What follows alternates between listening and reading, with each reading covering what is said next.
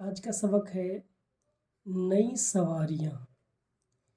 اس میں بہت ساری چیزیں آپ کو ملے گی، پرانے زمانے کی باتیں اور اس وقت کی۔ آئیے چلتے ہیں۔ پرانے زمانے میں سواری اور بوجھ ڈھونے کا کام زیادہ تر جانوروں سے لیا جاتا تھا۔ لوگ گھوڑے اور اونٹ پر سوار ہو کر دوسرے شہروں کا سفر کرتے تھے۔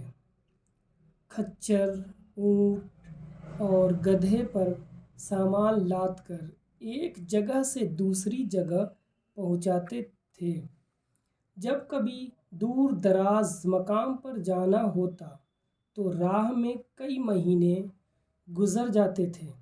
سنسان بیابان میں چور اور ڈاکو کا بڑا خطرہ رہتا تھا، کیونکہ یہ لوگ مسافروں کا سامان، روپیہ پیسہ لوٹ لیا کرتے تھے۔ جہاں میلوں جنگل ہی جنگل ہوتا، وہاں پانی نہ ملنے کے سبب مسافر ہلاک ہو جاتے تھے۔ جو لوگ لگاتار پیدل چلتے، ان کے پاؤں میں چھالے پڑ جاتے تھے۔ غرض اس زمانے میں سفر کرنے والے بڑی بڑی مصیبتوں کا سامنا کرتے تھے، لیکن اس زمانے کے لوگوں پر اللہ تعالیٰ نے کرم فرمایا کہ انسان کو نئی نئی سواریاں بنانے کی سمجھ دی۔ چنانچہ رب العالمین کی دی ہوئی عقل سے لوگوں نے طرح طرح کی سواریاں تیار کر ڈالیں۔ پانی پر تیرنے والی سواری اسٹیمر ہے۔ زمین پر چلنے والی سواری کار، موٹر، بس، ٹرک اور ریل گاڑی وغیرہ ہے، اور فضا میں اڑنے والی سواری ہوائی جہاز ہے۔ یہاں اس کی تصویر بھی دیکھیں، اسٹیمر، موٹر کار،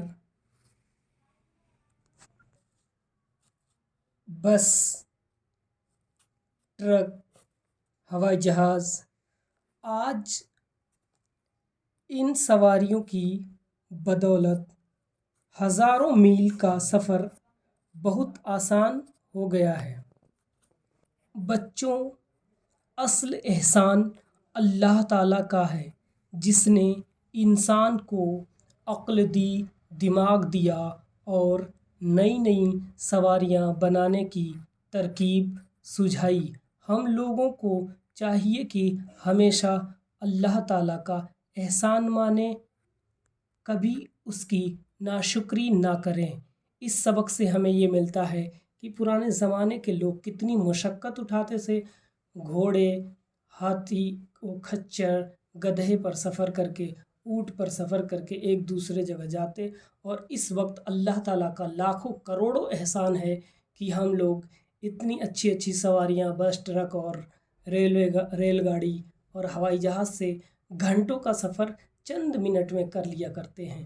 اور اس سبق کو پڑھ کر کے اور درس حاصل کریں، اور ایک دوسرے کو شیئر بھی کریں، لائک، سبسکرائب کریں اور اچھے سے سبق یاد کریں انشاءاللہ۔